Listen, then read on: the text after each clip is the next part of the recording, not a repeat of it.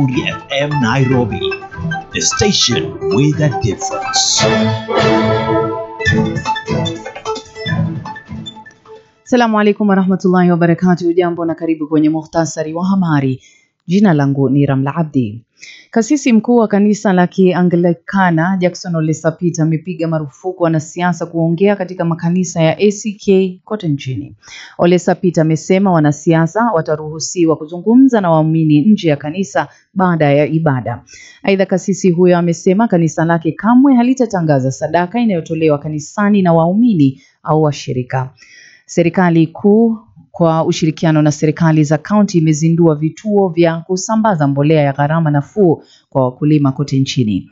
Katibu katika Wizara ya Kilimo Daktari Kiprono Rono alisema hatua hiyo inawapunguzia wakulima mwendo mrefu na kuwaepusha kupanga foleni ndefu ili kupata bidhaa hiyo muhimu, hasa wakati huu wa msimu wa upanzi. Daktari Rono alitoa wito kwa wakulima kupanda chakula kwa wingi ili kuhakikisha utoshelevu wa chakula hapa nchini. Kwenye rubaa za kimataifa ni kuwa msemaji wa M23 Lawrence Kanyuka ameituhumu serikali ya Kongo kwa kutumia ndege za kivita na ndege zisizokuwa na rubani kushambulia kwa mabomu maeneo yaliyo na idadi kubwa ya watu katika siku za hivi karibuni. Kanyuka amesema hatua hii ya serikali ya Kongo inaonyesha kwamba wana nia ya kuhujumu mazungumzo hayo yaliyosubiriwa kwa muda. Na rais wa Angola João Lourenço ambaye aliteuliwa na Umoja wa Afrika kuwa mapatanisho amezitaka pande zote katika vita vya Kongo kusitisha mapigano kabla ya kuanza kwa mazungumzo ya amani wiki hii katika mji mkuu wa Angola, Luanda.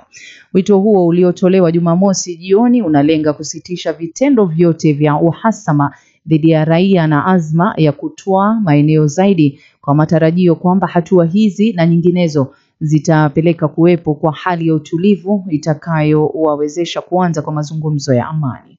Mwisho wa muhtasari wa habari, mpenzi msikilizaji, dakika zikiwa 3 zimetoweka baada ya saa 3. Tutaweza kupokea habari zaidi itimiapo saa 4 kamili. Jina langu ni Ramla Abdi. Saum makbul.